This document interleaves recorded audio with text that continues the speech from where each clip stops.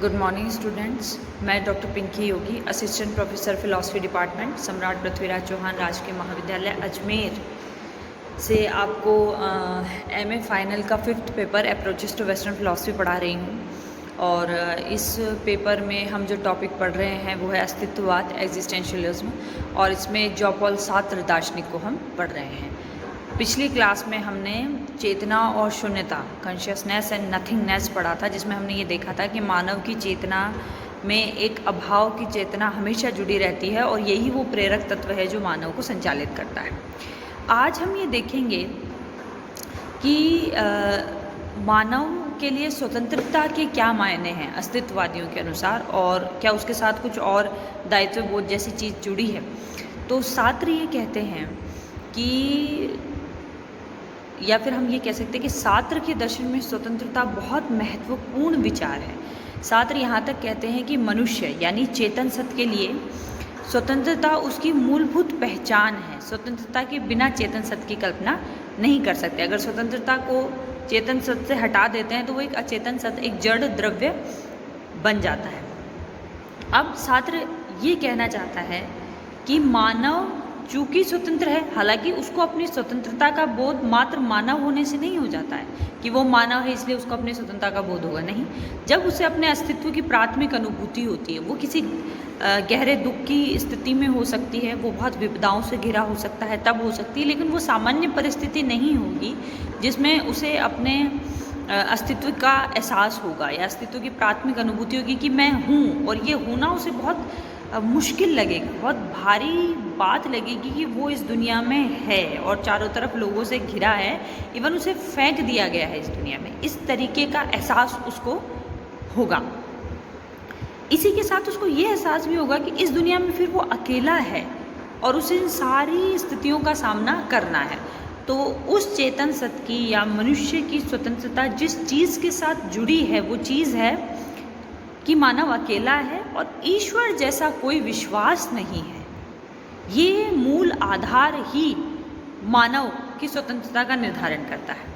ईश्वर को मानना और व्यक्ति का स्वतंत्र होना, ये एक दूसरे को काटने वाली बातें हैं, ये एक दूसरे से विपरीत बातें। अगर ईश्वर को स्वीकार करेंगे तो व्यक्ति की स्वतंत्रता को स्वीकार नहीं कर सकते, क्योंकि उसके लिए, अगर ईश्वर को मानते तो ईश्वर व्यक्ति के लिए सब कुछ तय कर देता है, उसके जन्म से लेकर उसकी नियति, उसके जीवन लगभग सारी घटनाएं। तो मनुष्य स्वतंत्र नहीं हुआ अपने निर्णय लेने के लिए। तो और जो इस स्वतंत्रता अपनी स्वीकार करेगा वो ईश्वर को स्वीकार नहीं करेगा, क्योंकि वो ये मानेगा कि मेरी स्वतंत्रता का मतलब है मैं अपने जीवन का निर्धारण खुद करूँगा, मुझे खुद देखना है कि मेरा जीवन कैसा होगा। अब जब हम स्वतंत्रता की बात करते हैं तो यह स्वतंत्रता से क्या मतलब है? यहाँ स्वतंत्रता से मतलब है चयन की स्वतंत्रता, फ्रीडम टू चूज़, कि मेरे पास चयन की स्वतंत्रता हो। हम ये जानते हैं कि हमारा जीवन कई परिस्थितियों से होकर गुजरता है।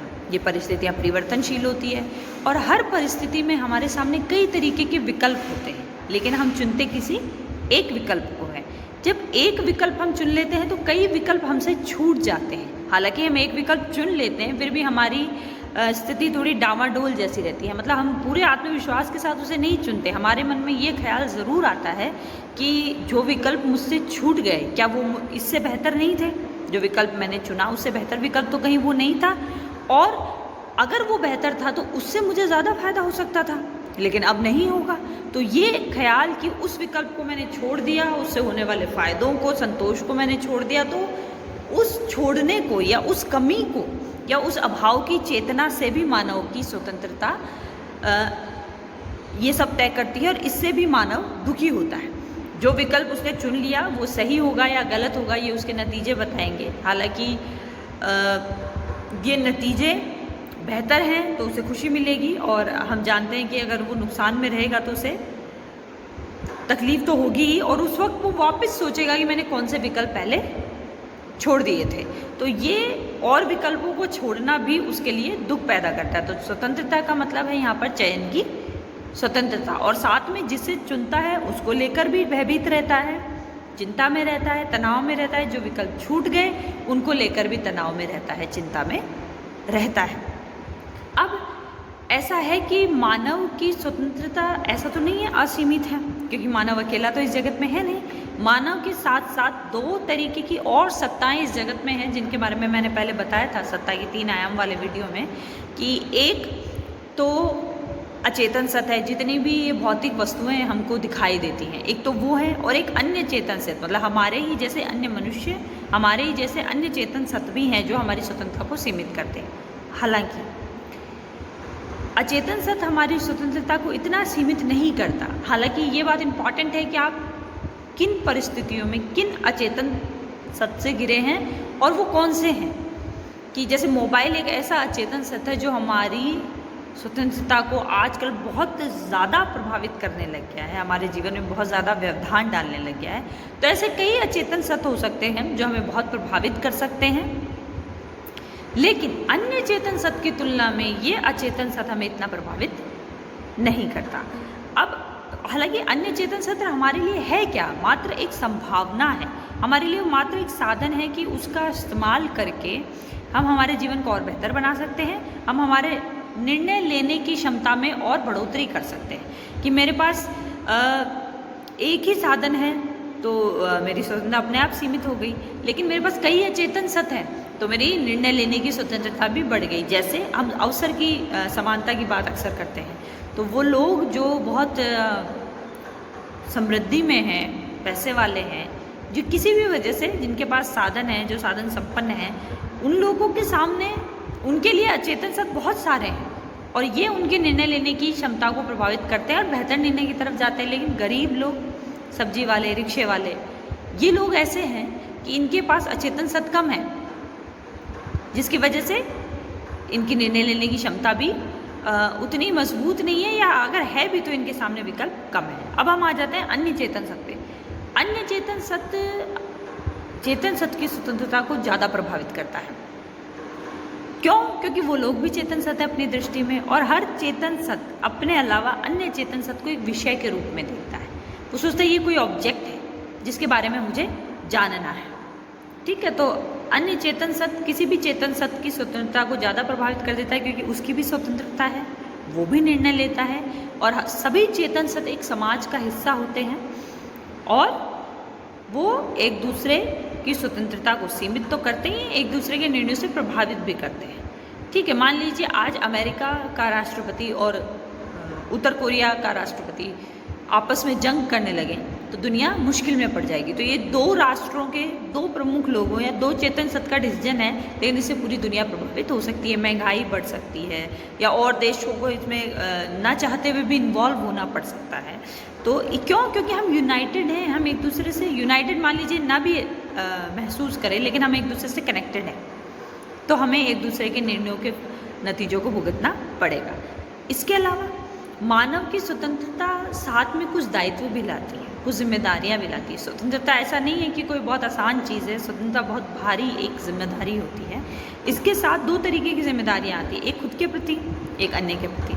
खुद के प्रति जिम्मेदारी ये है कि निर्णय आपको लेना है और आपका निर्णय लिया हुआ आपके जीवन को प्रभावित करेगा, और जो निर्णय आप ले चुके उसको आप बदल नहीं सकते। इसीलिए जो भी निर्णय लें सोच समझ कर लें, क्योंकि आपका लिया हुआ निर्णय ही आपके जीवन को प्रभावित करता है और उसके अनुसार ही आपका जीवन संचालित होता है। ये बात बहुत महत्वपूर्ण है। इसलिए शास्त्र बार बार कहता है कि हर व्यक्ति को अपने जीवन के लिए सब कुछ खुद तय करना है, क्योंकि उसने ईश्वर को हटा दिया तो मानव रह गया अकेला। तो अब उसे ही अपने लिए सारे निर्णय लेने हैं, और जो निर्णय ले चुका वो पीछे जाके हम बदल भी नहीं सकते। इसलिए बाद में बात आती है अन्य के प्रति जिम्मेदारी की। तो अन्य के प्रति जिम्मेदारी के लिए शास्त्र ये कहता है कि अन्य चेतन सत्ता खास तौर पे, और अचेतन सत्ता में प्रकृति भी आ जाती है, कि हमारे क्या कर्म ऐसे होंगे जो अन्य चेतन सत्ता को और साथ साथ प्रकृति को भी इफेक्ट कर सकते हैं। तो अन्य चेतन सत्ता, हालांकि हम उसके ऊपर कोई भी निर्णय नहीं थोप सकते, क्योंकि वो हमारी तरह ही चेतन सत्ता है और वो पलट कर हमें जवाब दे सकता है। तो हम जो भी अन्य चेतन के प्रति निर्णय लेते हैं वो एक तरीके से समाज और प्रकृति के प्रति लिया गया निर्णय होता है, तो वहाँ पर भी हमें सोच समझ कर निर्णय लेना चाहिए। अब शास्त्र के इस विचार को लोगों ने कई तरीके से लिया और क्रिटिसाइज भी किया। कुछ लोग ये कहते हैं कि शास्त्र का ये विचार एक निरपेक्ष स्वतंत्रता की बात करता है, एक ऐसी स्वतंत्रता जिस पर कोई रोक नहीं है, जो आगे जाके उत्कट व्यक्तिवाद मतलब एक ऐसा विचार जो व्यक्ति को ही केंद्र में मानता है कि व्यक्ति से ही सब कुछ निर्धारण होगा, उसकी सोचने से, उसके कर्मों से। जैसे सात्र का एक नाटक है, उसमें कैरेक्टर है हेलेन। हेलेन ये कहती है कि एक परिस्थिति में ऐसा कहती है, एक कॉन्टेक्स्ट है नॉवल का, उसमें वो ऐसा कहती है कि अन्य व्यक्ति मेरे लिए नर्क के समान है। तो ये स्टेटमेंट को उठाकर लोग क्रिटिसाइज करते हैं कि देखिए ये उत्कट अनुभववाद है, उत्कट व्यक्तिवाद है, एक ऐसा विचार है जो व्यक्ति को, अन्य व्यक्ति को वो अपने लिए नर्क समझ रही है। तो ये कॉन्टेक्स्ट में कही गई बात है। और हालांकि आगे जाके खुद सात्र ने ये स्वीकार किया है कि मानव की स्वतंत्रता परिस्थितियों के अधीन होती है, क्योंकि सात्र ने 1960 में मार्क्सवाद के विचार को सही माना, उसे अपनाया और ये कहा कि हाँ, व्यक्ति की स्वतंत्रता उसकी सामाजिक, आर्थिक, राजनीतिक, धार्मिक परिस्थितियों से प्रभावित होती है। लेकिन सात्र कहता है ये सब होने के बावजूद भी मानव स्वतंत्र है। अगर मान लीजिए मैं कोई निर्णय नहीं लेती तो भी सात्र कहेगा ये भी आपका एक निर्णय है, आप अपनी स्वतंत्रता से भाग नहीं सकते। और अगर आप भागते हैं, कई मानव ऐसा करते हैं, तो आप एक मशीनी जीवन जीते हैं, एक अप्रमाणिक जीवन जीते हैं। और इस अप्रमाणिक जीवन में व्यक्ति आत्म प्रवंचना, बैड फेथ का शिकार होता है। अभी बैड फेथ क्या है ये तो मैं आपको नेक्स्ट वीडियो में बताऊंगी। लेकिन वो ये कहता है कि मानव को स्वतंत्रता के साथ जो भी दुख, तकलीफ, जिम्मेदारियां, तनाव, चिंता आ रहा है, उन सबको एक्सेप्ट करना चाहिए और फिर आगे बढ़ना चाहिए। ये उसे परिपक्व भी बनाएगा, उसके दृष्टिकोण को भी बदलेगा और उसे एक प्रमाणिक जीवन जीने में मदद करेगा। लेकिन अगर वो अपनी स्वतंत्रता का इस्तेमाल ना करके अन्य लोगों की स्वतंत्रता के अकॉर्डिंग, अन्य लोगों के निर्णयों के अकॉर्डिंग अपना जीवन जीता है, तो वो अपने स्वतंत्रता से पलायन कर गया, आत्मप्रवंचना का शिकार हो गया, साथ ही एक मशीनी जीवन भी जी रहा है। तो हमने ये सार में आज सात्र के स्वतंत्रता के विचार को पढ़ लिया। नेक्स्ट वीडियो, नेक्स्ट क्लास में हम उसके आत्म प्रवंचना, बैड फेथ के थॉट को पढ़ेंगे। थैंक्स।